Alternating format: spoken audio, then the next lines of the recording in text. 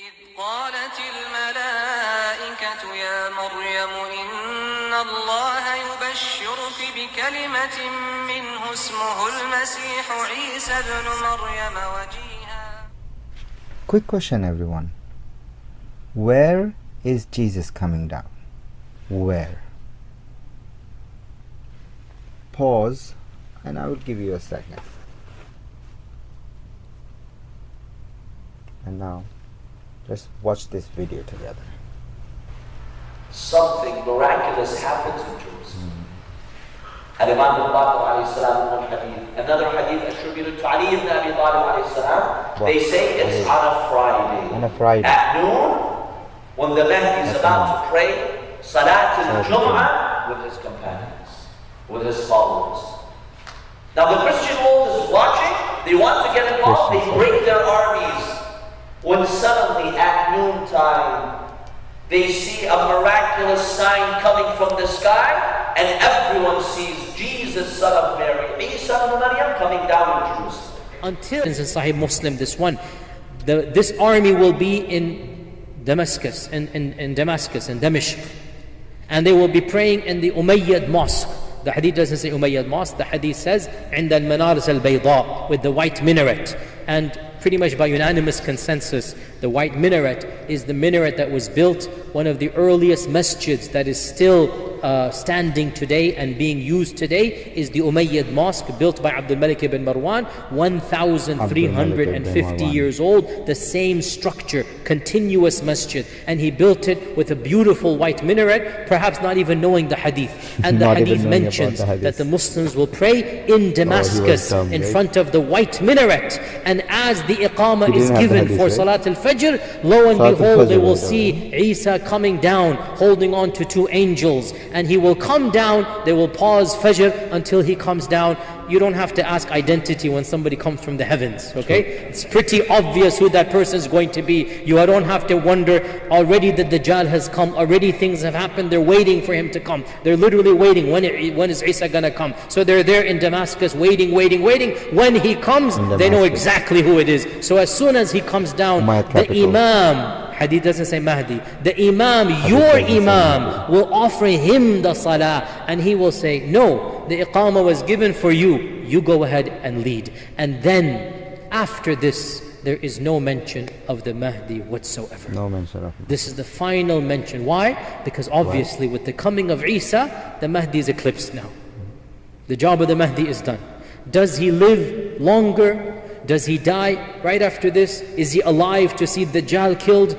Not a single peep in the hadith. Nothing. Goes silent. We don't know. Nobody can say anything. These three will come at the same time. The Yamani, the Khurasani, they're the good guys. The Sufyani is the bad guy. And the Sufyani is based in Syria, in Damascus. And he has an army causing mischief around the world. So as we have watched in this video, right, we see these confusing details. So now, what did you guess actually? Where will Jesus come down? Well, I would have guessed Jerusalem. I would have guessed it was Jerusalem because that's where Masjid al-Aqsa is. That's where the third temple, the temple of Solomon, the temple of David will be. So Jesus is directly connected to Jerusalem, and Christians, they also believe in Jesus coming down to Mount of Olive, which is Jabal at-Tur in Jerusalem, and Damascus is in way south, it's not even close. So now, but still we have this confusion, right? Tell me now, can Jesus come down tomorrow? Can it be next month or no? He will let us know. Definitely we don't know when he's gonna come down. He could be tomorrow. So what if he comes down tomorrow to, let's say, this Umayyad Mosque or Masjid al-Aqsa? Who is the Imam there now? Is he Imam Mahdi? So that's details about that. That's the problem with details, right? So if you believe in Jesus, just he will come down whenever, wherever. This would not be important where if Imam Mahdi was not important. But now it's important, and I didn't care before. I didn't know about this, but when you know about these things, like exactly where actually he will come back, you see this whole thing is a mess. Now you saw how Yasir Qazi is like the white minaret, and Walid, the Caliph Walid, didn't know about while building this, and he just randomly built this white minaret, which is randomly now, not randomly now it's supposed to be where Jesus will come down. But why why do we have this? So now he builds it, right? He builds it around after 705, when his father dies. Now his father is the one, Abdullah ibn Marwan. Now he is the one, Malik ibn Marwan, Abdullah ibn Malik ibn Marwan. Now he is the one who builds this golden tomb of rock that we know. But when Yasir Qazi was saying this white minaret, he built it. We already had a white minaret before that too. You know which was that? That was the real mosque, Masjid al-Aqsa, Baitul Maqdis. That's in Jerusalem. That's just by the Dome of the Rock, the golden one. That's called Qibli Mosque, and that's the one Umar radiallahu ta'ala anhu built in 637. And after that, Abdul Malik ibn Marwan, the famous Abdullah Malik ibn Marwan. And why is he famous? Okay, I don't want to go into history much, but we definitely need to go to a little bit of history. I'm very bad in history myself, remembering dates, names, very bad. I just know them as a history, but for this research now I have to even put down the dates myself, because the dates, I just know the centuries, but to be exact on the dates, yeah. So Abdul Malik ibn Marwan was the 5th Caliph of the Umayyads, right? So the first Caliph was Muawiyah. Why did Muawiyah become the first Caliph? Because it was Ali. After Ali, Muawiyah became the Caliph, because the firstborn son of Ali, Hassan radiallahu ta'ala anhu, gave up because there was too much problem. So he gave up the Caliphate to Muawiyah, and that was, again, as I said in my main video, it's very good for that was actually very good, that because Muawiyah was a political leader. He knows how to control and spread Islam and he was a better political leader. So he kind of gave up to, he was like, okay, I will give it to Muawiyah. And Muawiyah, by the way, this is the Muawiyah, his father was this Abu Sufyan, that Shia hates Abu Sufyan, right? This Abu Sufyan, and the Shia's enemy will come from Syria, Damascus, and that's what we call our Mahdi will be. Confusion.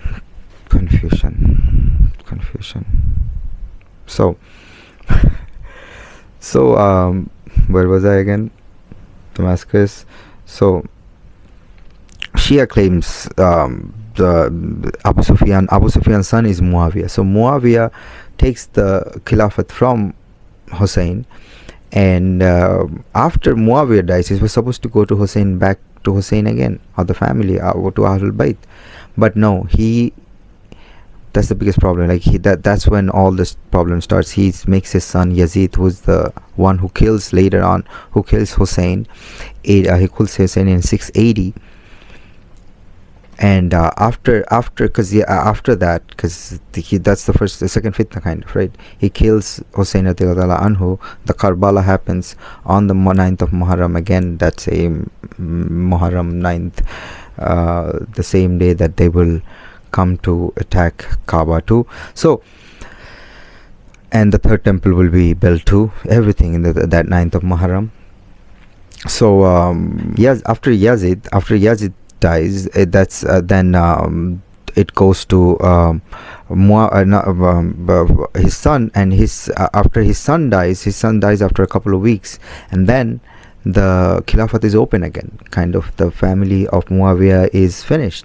But then Abdullah ibn Zubayr radiallahu ta'ala anhu was one of the Sahaba, and grandson of Abu Bakr as-Siddiq radiallahu ta'ala anhu.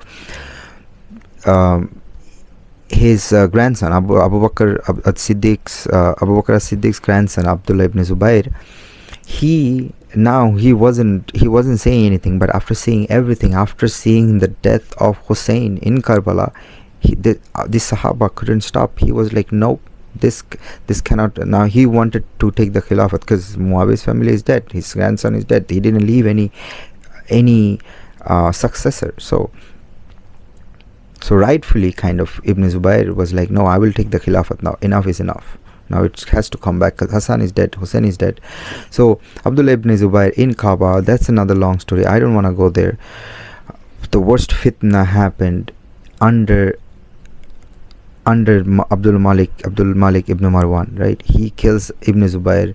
He doesn't kill Ibn Zubayr, he kills Ibn Zubayr through Hajjaj ibn Yusuf, who is a tyrannical, very, very, very ruthless. He attacked Medina. He killed a lot of people in Medina. He attacked Kaaba.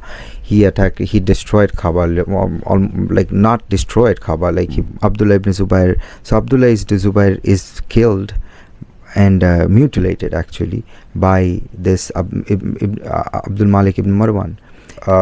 But before he kills Ibn Zubayr here, he builds this Masjid al-Aqsa. He builds this golden dome of rock, Masjid al-Aqsa, that we know of and not know the Umar's one. But he kills Ibn Zubayr, and then he becomes a great emperor because all his enemies are dead. He mints coins. He becomes a proper emperor now. After Ibn Marwan becomes the emperor, he dies. He spreads Islam throughout. He was a good emperor. Then after his death, his son Walid is the one who makes the Umayyad mosque in fact, as Yasir Qadhi says, without knowing, he makes this white minaret, and apparently now Jesus is going to come down to that minaret, not the Omar's one. Not because the Omar's one, we don't know about it anymore because it's the golden one that we all know of. Such a confusion, such a deception. As I said in my video, please watch my other video, my full videos, and I have a lot of shorts. Please go over them and see this fitna of Mahdi, this test of Mahdi that has deceived since the death of our Prophet Muhammad sallallahu alaihi wasallam till today. This Mahdi is. I will make future videos, another video that is upcoming about this deception, about even if a hero comes at the bad times, will we accept this hero as the Mahdi? Because everyone has different prophecy about this Mahdi, how he will look, where he will be born.